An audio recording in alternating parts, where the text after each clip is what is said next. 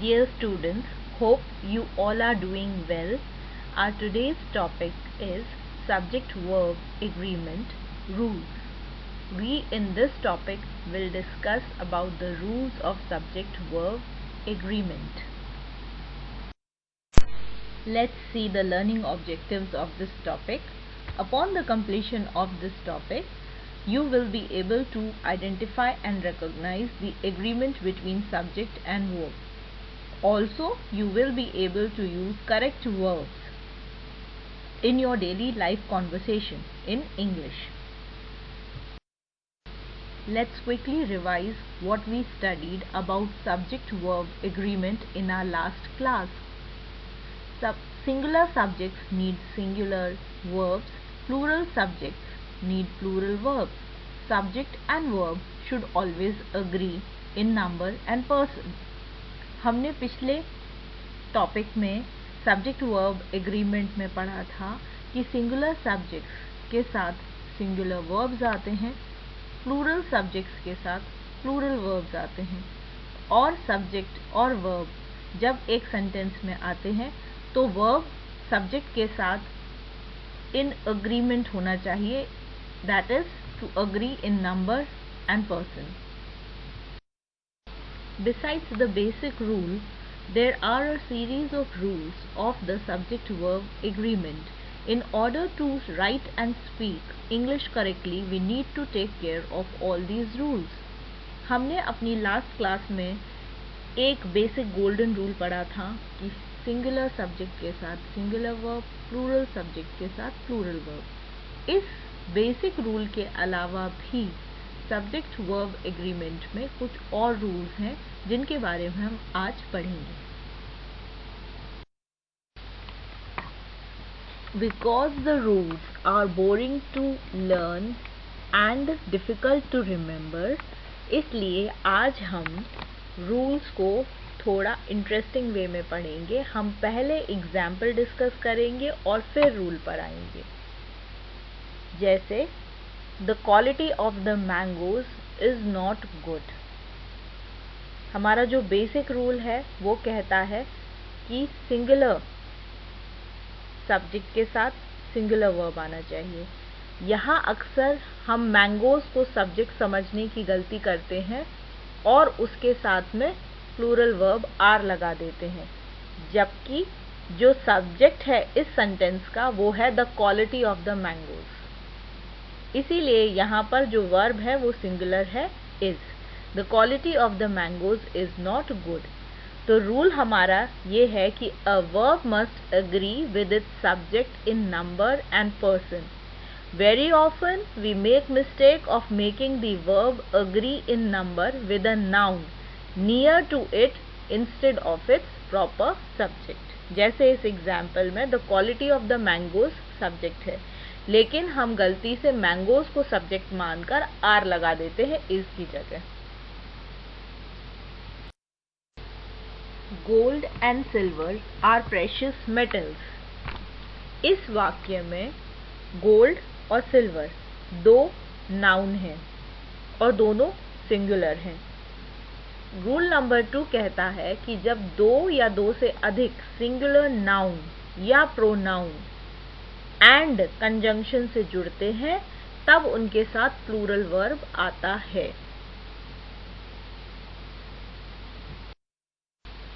Rule number 2 का एक exception है कि जब दो सिंगुलर नाउन इकट्ठा एक वाक्य में यूज हों और उनसे जो सेंस निकल कर आए वो एक सिंगुलर नाउन का निकल कर आए, तो हम उसके साथ सिंगुलर वर्ब ही यूज करते हैं. जैसे the horse and the carriage is at the door.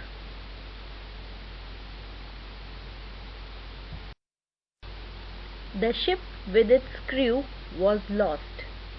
इस सेंटेंस में the ship is the subject और वो विद से जुड़ा है एक और कलेक्टिव नाउन से, क्रू, और वर्ब क्या आ रहा है, singular was.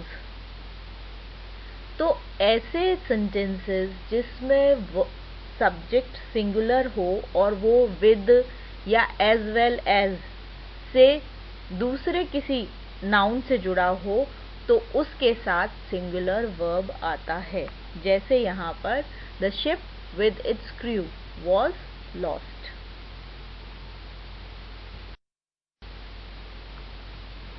Example, our happiness और our sorrow is largely due to our own actions। इस सेंटेंस में दो सिंगुलर सब्जेक्ट्स हैं, हैप्पीनेस और sorrow। तो रूल नंबर 4 कहता है कि जब 2 और मोर सिंगुलर सब्जेक्ट्स, जैसे इसमें हैप्पीनेस और sorrow, आर कनेक्टेड बाय और नॉर, जैसे इस वाक्य में happiness and sorrow, these two words are connected by or, ऐसा जब किसी वाक्य में होता है तो जो वर्ब होता है वो सिंगुलर ही आता है। जैसे यहाँ पर is. Neither the teacher nor the students are present in the classroom। इस वाक्य में एक सिंगुलर सब्जेक्ट है टीचर और एक प्लूरल सब्जेक्ट है स्टूडेंट्स। तो जब किसी सेंटेंस में दो सब्जेक्ट हों और उनमें से एक प्लूरल हो तो प्लूरल वर्ब आता है। जैसे neither the teacher nor the students are present in the classroom। The subject closer to the verb, that is proximity, determines the number of the verb।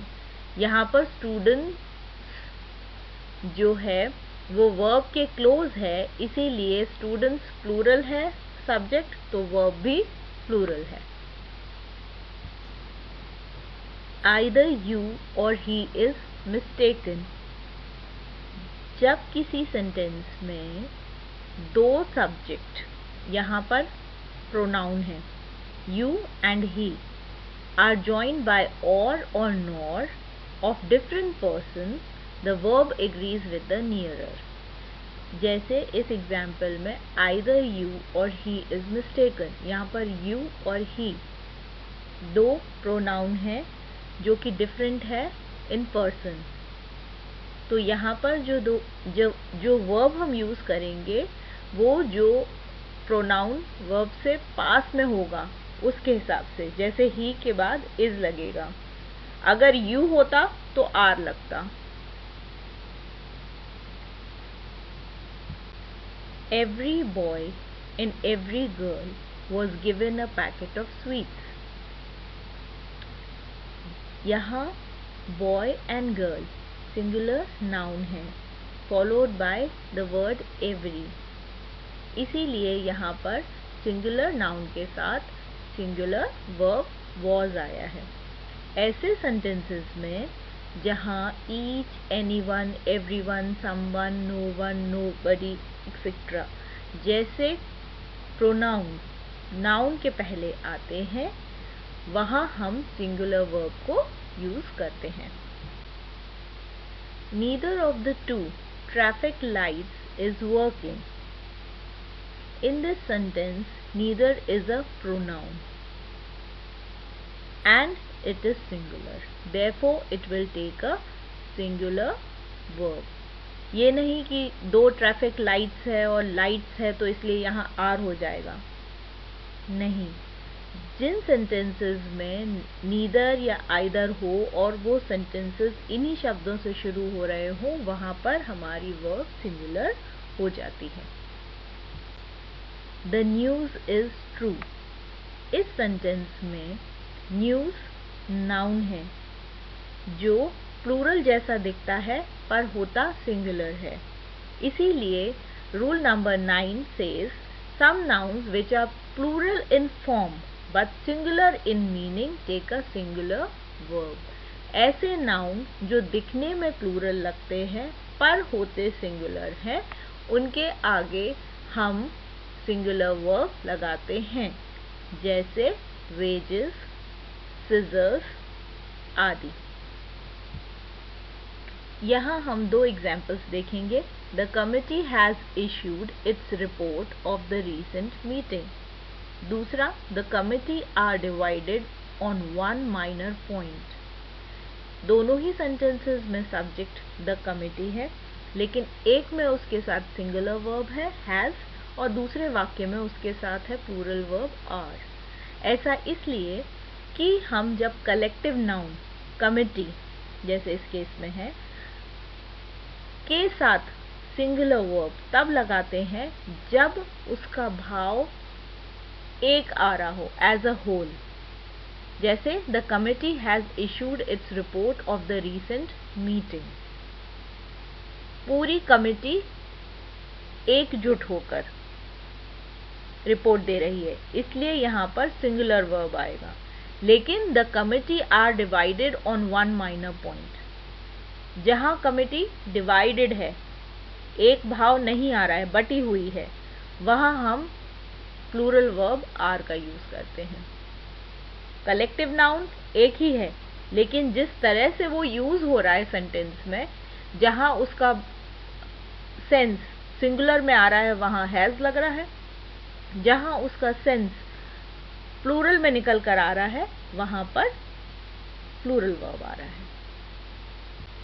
जैसे मैंने आपको रूल नंबर 9 में बताया था कि न्यूज़, सीजर्स, मैथमेटिक्स, वेजेस, ये कुछ ऐसे सिंगुलर नाउन हैं जो प्लूरल दिखते हैं लेकिन होते नहीं हैं। इसी प्रकार कुछ ऐसे प्रॉपर नाउन भी होते हैं जो प्लूरल लगते हैं लेकिन होते नहीं हैं। तो ऐसे प्रॉपर नाउन जो प्लूरल लगते हैं पर सिंगुलर होते हैं, उनके साथ सिंगुलर वर्ब ही आती है। जैसे the Arabian Nights is still a great favourite.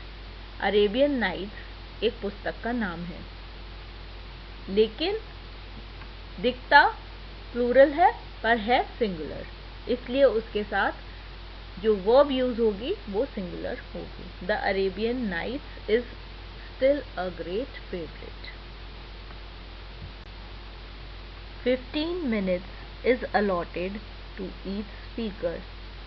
यहाँ पर सब्जेक्ट है 15 minutes और वो है प्लूरल, लेकिन